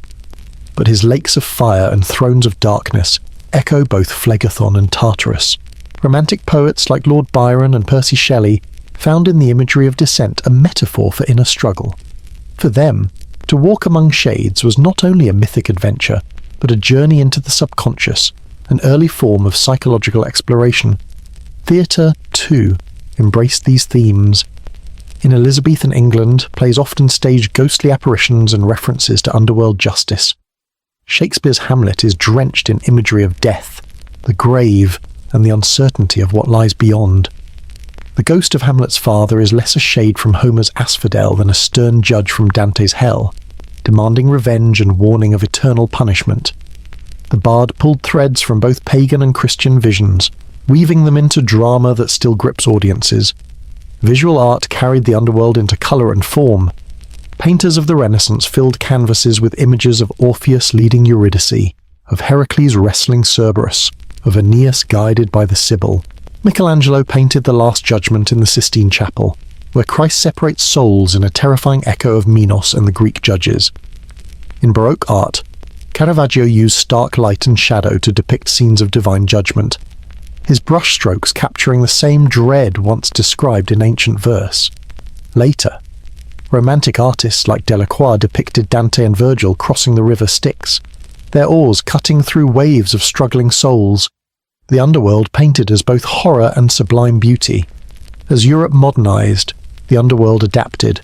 The Enlightenment's rationalism did not erase it. Rather, it reframed it. Philosophers like Voltaire mocked the more literal visions of hell, but continued to use underworld imagery as allegory for corruption and tyranny. The French Revolution, with its rivers of blood and guillotines, gave rise to literature that treated politics itself as a descent into Hades. The Gothic novel, emerging in the late 18th century, revived shadows, crypts, and haunted landscapes, turning the underworld inward into the recesses of castles and the minds of characters. By the 19th century, the Industrial Revolution brought new imagery. Cities choked with smoke and soot were described as infernal, with factories likened to Hades' furnaces.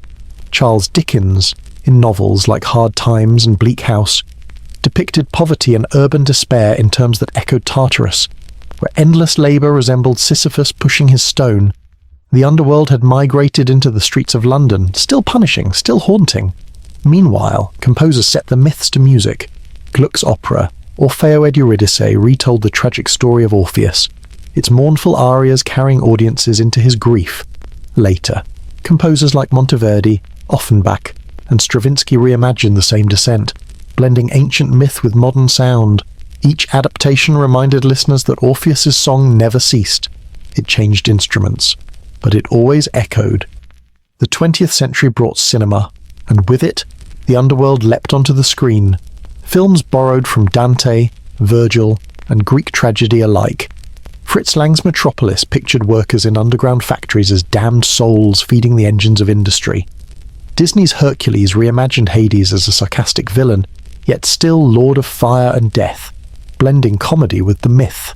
Horror films invoked hell as both setting and metaphor, from Hellraiser to Constantine, filling theatres with images of chains, flames, and bargains with the devil. Video games carried this inheritance into interactive form.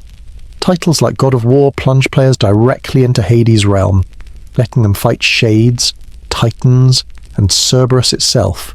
The game Hades, from Supergiant Games, transformed the myth into a roguelike adventure, where the player Zagreus, son of Hades, attempts escape again and again, battling through Tartarus, Asphodel, and Elysium. This reimagining gave new life to ancient geography, turning fields of the dead into levels and eternal struggle into gameplay loop. In this way, myths once told by poets around fires became digital landscapes explored by millions. Modern literature, too, has not abandoned the underworld. Writers from Neil Gaiman to Margaret Atwood have retold Orpheus's tale, each emphasizing different aspects of love, doubt, and loss. Science fiction authors imagine alien planets where underworld rules echo Lethean Styx. Fantasy sagas borrow freely from Dante's circles of hell, filling worlds with fiery pits and endless ice. The metaphor is too powerful, too human, to fade. Every culture, in its own way, has returned to the image of descent, to the haunting possibility of crossing the line between life and death. In American culture especially, the underworld has become a flexible metaphor. It is used to describe organized crime, the criminal underworld where shadows hide lawlessness. It is evoked in music, from blues singers lamenting hellish heartbreak to heavy metal bands summoning imagery of fire and demons. It appears in comic books, where heroes and villains alike cross into realms of death. DC's Sandman series revisits Greek myths and Christian hell side by side, proving that the underworld is not bound by one religion or tradition, but remains a universal canvas for the imagination. Why does it endure? Perhaps because the underworld has always been more than a place of punishment. It is the mirror of human fears, the fear of being forgotten, the fear of injustice, the fear of endless suffering, the fear of nothingness. Artists and writers return to it because it provides both terror and meaning. To describe a factory as Tartarus, or a failed love as a descent like Orpheus, is to link personal or social pain to something eternal. It gives shape to suffering, and in giving it shape, makes it bearable. In American terms, the underworld is like a story that refuses to die, remade in every generation to explain what most haunts that era. To medieval Christians, it was a pit of sin. To Enlightenment thinkers, it was allegory. To Victorians, it was the smokestacks of industry. To us today, it is digital, cinematic, interactive, woven into pop culture in ways ancient Greeks could not imagine but would instantly recognize.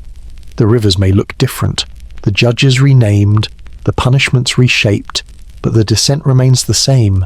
Thus the underworld survives not in ruins, not in museums, but alive in the stories we still tell.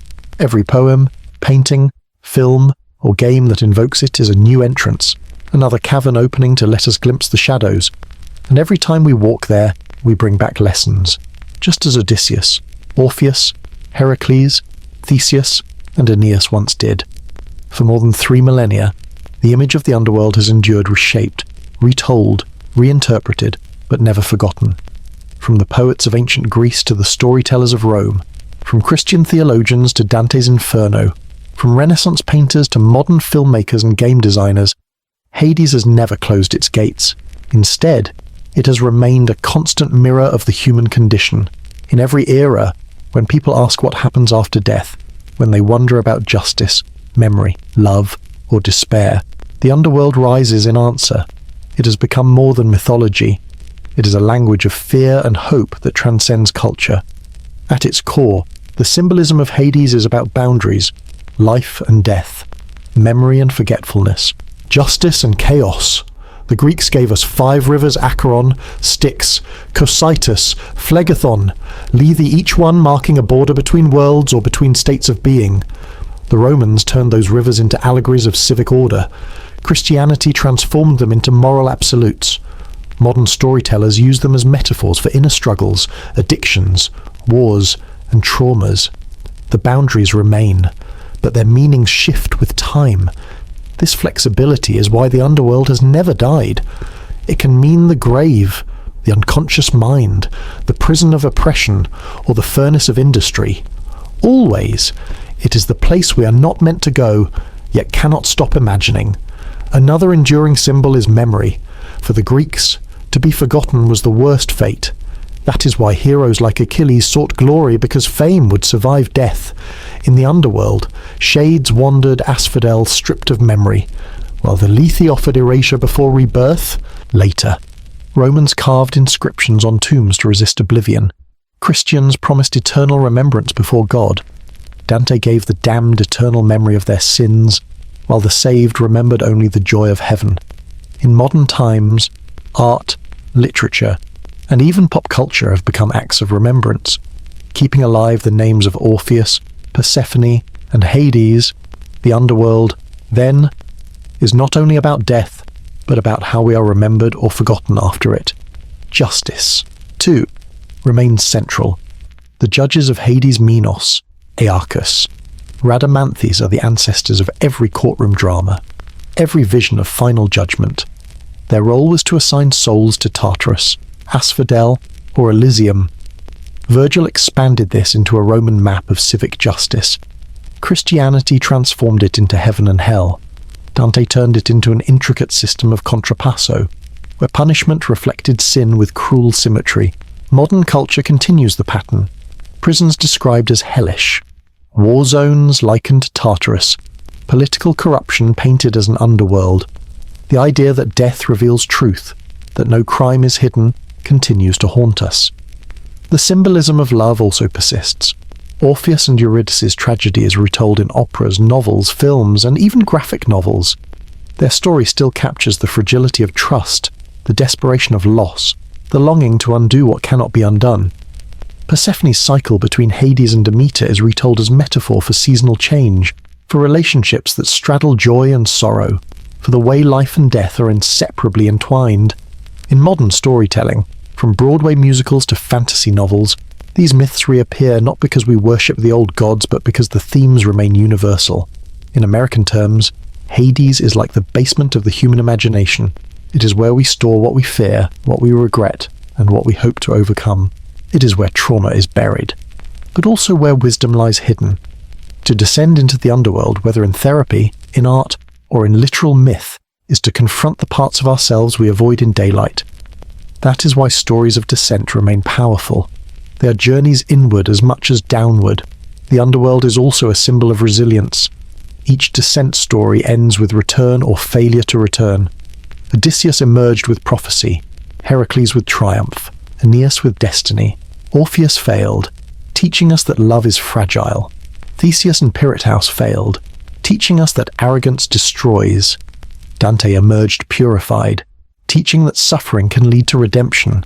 Each story, whether of success or failure, affirms that to face the underworld is to be changed. No one returns the same. That truth resonates beyond myth, reminding us that suffering, grief, and hardship shape identity. In the modern world, Hades has entered language itself. We call criminal syndicates the underworld. We describe traumatic memories as demons. We speak of personal hells when describing depression, addiction, or despair. These metaphors work because the ancient imagery is so deeply ingrained. The underworld is no longer just beneath the earth. It is beneath consciousness, beneath society, beneath the surface of ordinary life. It is where the hidden dwells. And yet, despite the terror it represents, the underworld has always offered a strange comfort. It is structured. It has rivers, gates, judges, guardians. It has law, even if cruel. Unlike the chaos of death in reality, myth gives it shape. That shape reassures us. It says death is not meaningless. There is order beyond the grave, whether through Greek shades, Roman destinies, Christian heaven and hell, or Dante's circles. The underworld insists that something awaits, and that what we do in life matters. This is why Hades and the underworld endure. They answer questions we cannot stop asking. They tell us that love, memory, justice, and destiny extend beyond the grave. They give us images, coins on the tongue, rivers of tears, gates of iron that we can carry into our dreams. They remind us that death is not only an end but a mirror, showing us who we are and what we value. In closing, the myth of Hades is not simply ancient history. It is alive in every story of descent, every metaphor of darkness, every fear of being forgotten. It has travelled from Greece to Rome, from Virgil to Dante, from Renaissance frescoes to Netflix series, from whispered prayers to controller-clicking video games. Always it changes, but always it remains. The underworld is not just a place in myth, it is part of us. It is the shadow we carry, the silence we fear, and the truth we cannot escape. And perhaps that is why, even as we close the book on these myths, Hades himself never closes his gates. He waits, as he always has, reminding us that every story, like every life, eventually descends into shadow. And so, Night Historian. We've walked the full circle of the underworld, from the misty banks of the Acheron to the fiery currents of Phlegethon, from the fields of Asphodel to the throne of Pluto, from Orpheus's song to Dante's Inferno. We've seen how every culture has shaped death into story. What began as whispers around Greek firesides grew into Roman epics, Christian sermons, Renaissance paintings, and even modern games. Each retelling changed the names, but the questions remained the same. What happens after life? Do we fade into silence, or are we remembered in song? Are we punished for our failings, rewarded for our courage, reborn to try again? These are not just questions of myth, but questions every person faces when they pause in the quiet of the night. The underworld, with its rivers and judges, is less about what truly lies beyond and more about how we live now. It is a reminder to honour memory, to live with justice, to cherish love while we have it, and to accept that every descent, no matter how frightening, can bring us wisdom. As you drift towards sleep, imagine the underworld not as a place of terror but as a place of stillness.